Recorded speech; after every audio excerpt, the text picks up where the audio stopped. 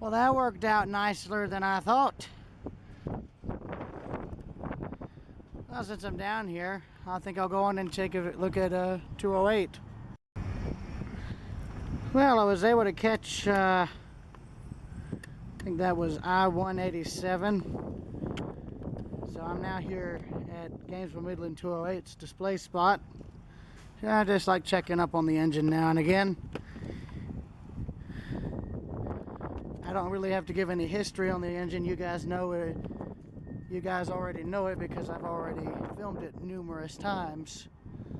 And as y'all also know, I've been consistently concerned about its upkeep and well-being because, I'll put it bluntly, I really don't think this thing has had any major cosmetic work done to it since it was brought here in the 50s, apart from paint work, and that's even showing signs of shall we say, severe neglect.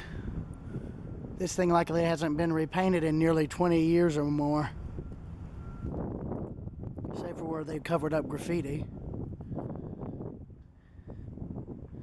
Yeah, I love it. I knew we would probably meet the train in Winder, but I didn't think we'd meet it that soon. I was walking down here to the depot when I heard the horn, and I'm like, ah, crap, he's here sooner than I thought, so I had to take off running. I only just got him where you guys saw the video of him passing. Got him across the street from the depot. I wanted to be on that side of the tracks to get him, but due to the better lighting, but just didn't have enough time. Oh well. Anyway, I'm gonna go so I can get some dinner, and yeah, that will be that. Back down here at 208. So now 6:37 p.m. on Tuesday, March 17th.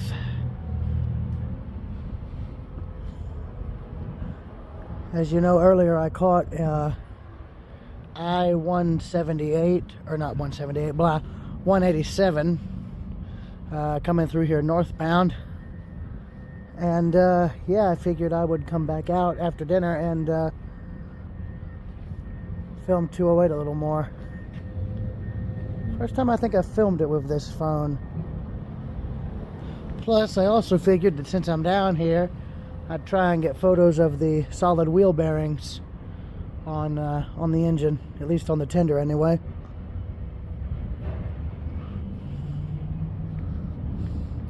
But yeah, I've filmed and photographed this display for a good while over the last 9 years.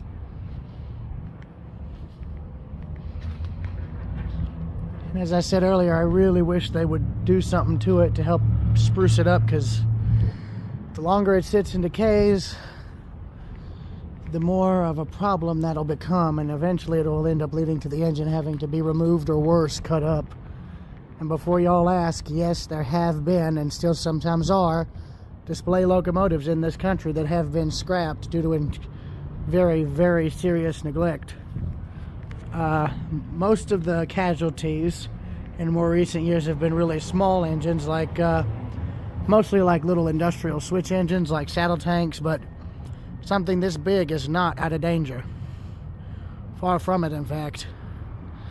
But the engine and caboose are both owned by the Historical Society. Their museum is up that way in the old jailhouse, which in and of itself needs work, otherwise it's going to be lost. But I really wish a lot of younger people in this town would, you know, come together and restore this and, you know, the actual historical museum, because hardly anybody knows about it, and because of that, they're hardly open. And the building needs help too, because, well, I'll put it bluntly. Excuse me 1 minute.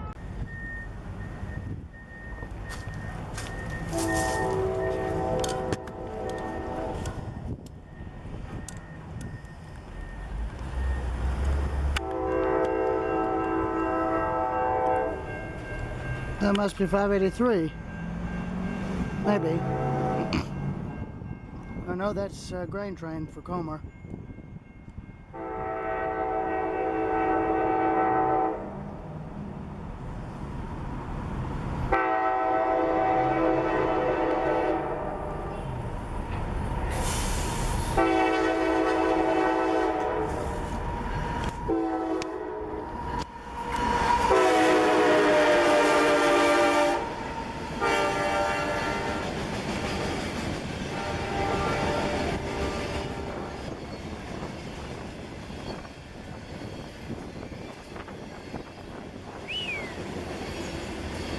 Miami's fly.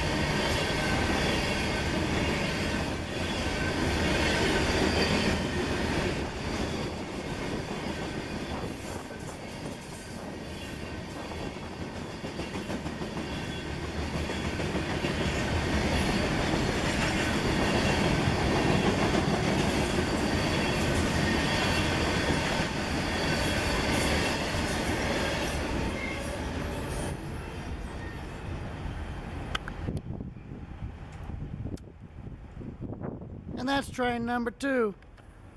Northbound grain train. Clear. Winder. Out.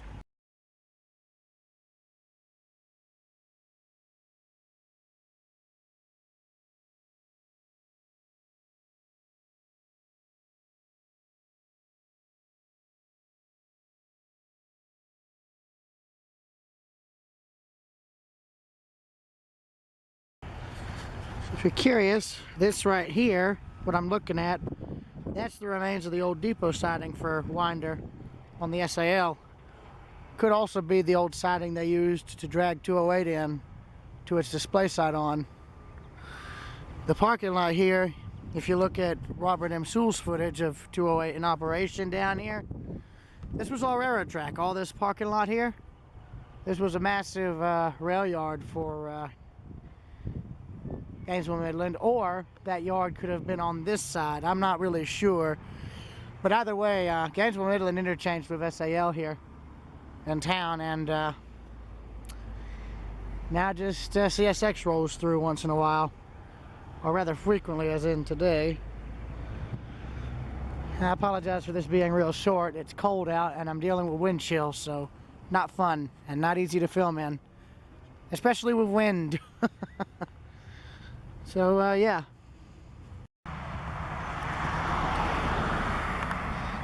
I'm now up in Bogart, Georgia. This place is of special significance to me because, like Hull, this is also where I got touched by trains at an early age.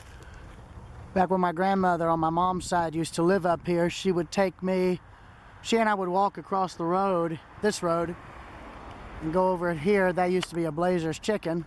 We'd get chicken, we'd eat, and then we'd watch trains here in town. Right there is what's left of the old power brick building by the tracks. And there, off in the distance,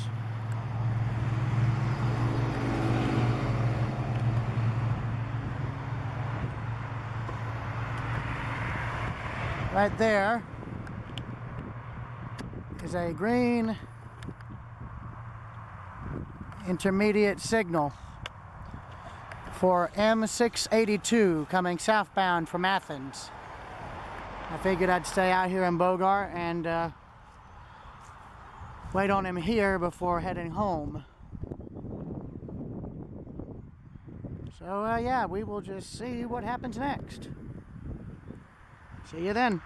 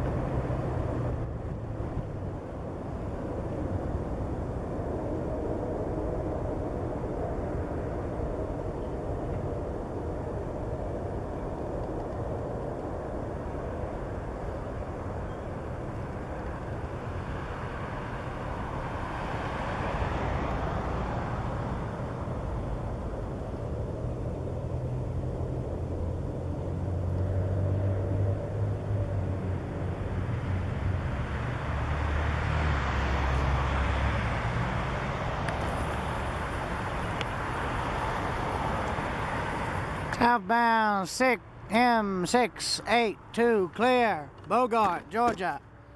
Nearly tripped over my tripod. Air Preserver 2000. Out.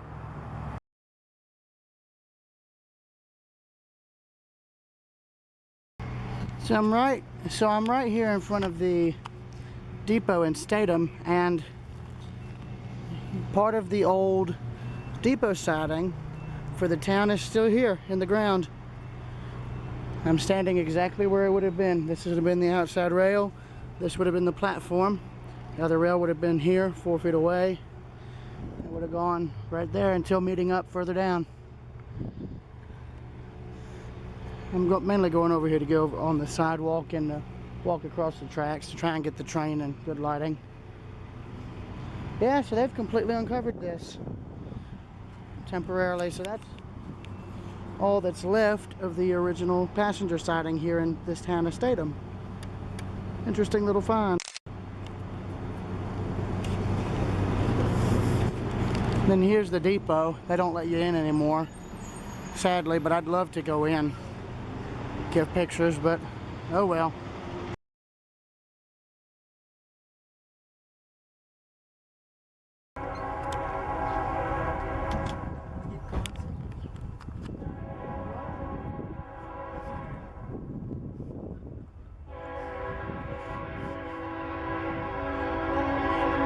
That's fine.